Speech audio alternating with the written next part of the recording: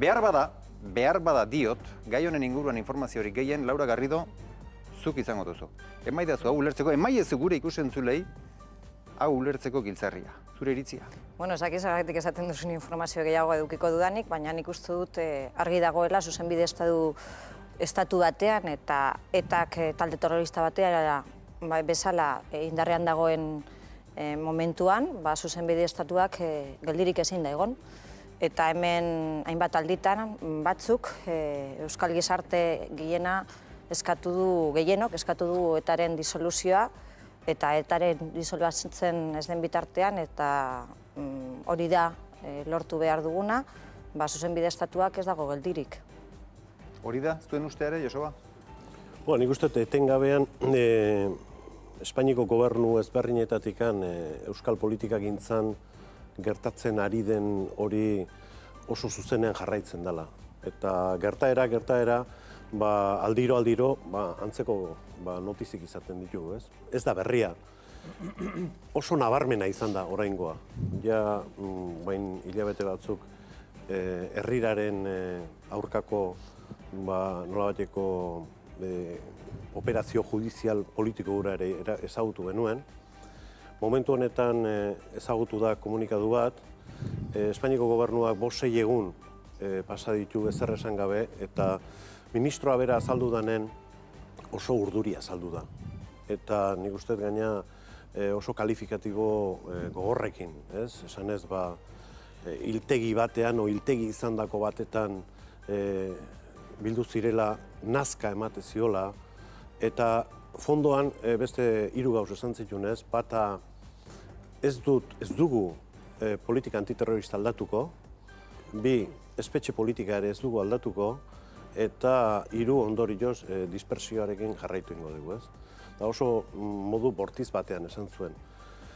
Horrek, nik uste etengabeko kontrolpe horretan euki nahi izatea herri hau, urte askotan, hamarkada ezberdinetan, nik uste indarkeriaren presentziarekin hori oso errez kontrolatu izan dute, eta bera izan da herri hau kontrolpean eukitzeko euskarririk edo arrazoirik nagusiena, eta desagertze prozesu honetan, bere suetena o azken erabakia, hau da behin betirako armak usten ditula esaten duen hartatikan onuntza 2 urte pasa dira, 2 urte pasa, 24 hilabetea.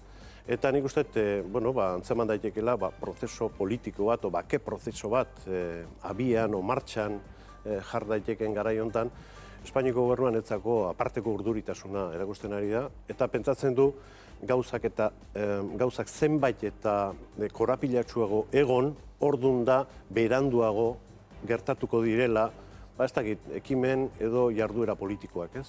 Nik uste hor kokatu behar dela. Zati bestela, otzotzean nik uste aztertu beharko genukela, presoen kolektiboak argitara eman duen komunikatu hori, zesan nahi duen, eta nik uste hor dagoela gakoa. Hori aztertuko dugu, Joseba. Gorka Maneiroren ustez non kokatu behar da egin diren atxiloketa hauek operazio? Nik uste dut operazioa ona dela, demokrazia defendatzeko. Nik uste dut beharrezkoa dela. Egia da, azkeneko urte hauetan beste operazioak egon dira. Eta esan daiteke ere, operazio horiek egon direnean, egia esan, alderdi politiko batzuk beti operazio horien aurka egon dira. Adibidez, Batasuna, EH Bildu, Amaiur eta Eusko Alderdi Jeltzalea beti operazio horien aurka egon dira, eta kasu honetan ere gauza bera, jarrera berdina izan dute. Hau ere ez da berria. Igual berria da Alderdi Sozialistaren jarrera, justifika ezina, esan du Euskadiko Alderdi Sozialista. Hori da esan duena, eta haiek adierazi beharko dute. Nik uste dute zuzenbidezko estatua funtzionatu behar duela, eta hori da gertatzen ari dena. Nik ez dut ulertzen kritikarik, gu konfidantza daukagu Guardia Zibilean, nik uste dut operazioa beharrezkoa dela, elkarbizitza eta bakea lortzeko, eta batez ere, etaren porrota lortzeko. Baina, Denis Itxaso nola azaltzen duen zuen ustez, justifikaezina den hori? Nik ez dakit tonala txarra dan operazioa, ez baitakit zer leporatzen zaien atxilotuei, oraindik ez dakigu zer leporatzen zaien, eta hortik aurrera zaila da aztertzea, ez? Etaren garroa edo adar bat zela esan du Jorge Fernández Díaz. Hori da barne ministroak esan duena, baina printzipio zuzenbide estatu honetan, barne ministroak ez ditu agindu horiek ematen, baizik eta epaile batek, ez? Orduan, naiz eta egia dan, azken orduetan ikusi izan dugun operazioa oso arraroa izan dan, eta justiziaren eta ejekutiboaren edo barne ministerioaren arteko erlazio hori nahiko oso modu traketxean kudeatu denez.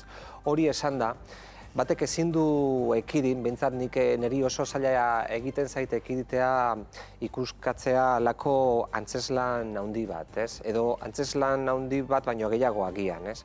Batetik, nik uste Alderdi Popularrak oso momentu jakin batean, oso kontestu jakin batean eskuin muturreko presioa eraginda Espainia mailan, halako efektu kolpe bat edo eman nahi izatea ez nukenik baztertuko, batipat ikusita parodoktrina erori izanean zer nolako erreakzio eukizuen, Joseba Egibarrek ondo esplikatu den bezalaxe, eta ikusita epaileek ere Durangoko ekitaldia nola baimendu zuten, eta horren aurrean ikusten bere ez dakit publikoa edo feligresia politikoa asetzen saiatu ezote dan, ez? Hori batetik, baina bestetik nik ere uste dut Ezker Abertzaleak ondo planifikatutako timing baten bitartez hasi zan presoen komunikatua, bestetik Durangoko ekitaldia eta larunbat honetan izango da manifestazioa Bilboko kaleetan, ez? Ez dakigu izango den, baina horri ere gero nik uste dut izango dela, eta gainera, zuzenbide estatu honetan iruditzen zait adierazpen askatasunaren izenean izan beharko lukeela, naiz eta fiskaltzak... Gure iturriek bestelako hori diote, baina hori gero aztertuko dugu. Naizik eta fiskaltzak esan duen, eskatu duen ez ospatzea, baina tira.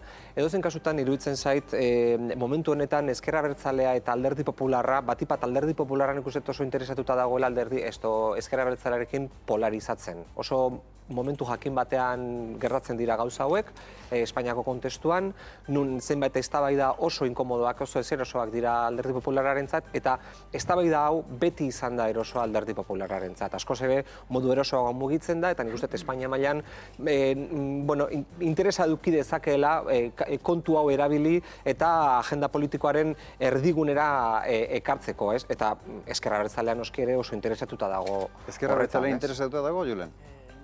Uste dute inorekin ez dugula ezer polarizatu beharrik, are gehiago danean adierazpen batzuk egiteko, agiri batzuk irakurtzeko edo manifestazioak adierazteko eskubidea baldin badago, eta hori alderatzen bada guztiz justifikaezina dan operazio polizial bortitz batekin, ez? Hori bada horreka, desde luego guk ez daukagu ezer polarizatu beharrik, argi dagoelako noiz dauden eskubide batzuk gure alde eta noiz eskubide batzuk limitatu, bortzatu nahi diren. Esaten da, aukerak badaudela, nik pentsatzen dut,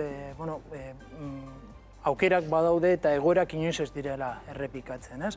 Gaur egun, beste momentu, beste fase, beste eskenatoki politiko batean gaudela, abenduak 28an preso politikoen kolektiboak agiri bat kaleratu zuen nun gauza importanteak esaten ziren, mugarritzat hartu izan da, historikotzat hartu izan da, 3 elementu jasotzen ziren, bata onartzen zutela gaur egun eskenatoki baketsu hau, bigarrena sufrimendu eta mina onartzen zuten, eta hirugarrena legearen bitartez euren Euskal Herriratze eta kaleratzea landuko zutela.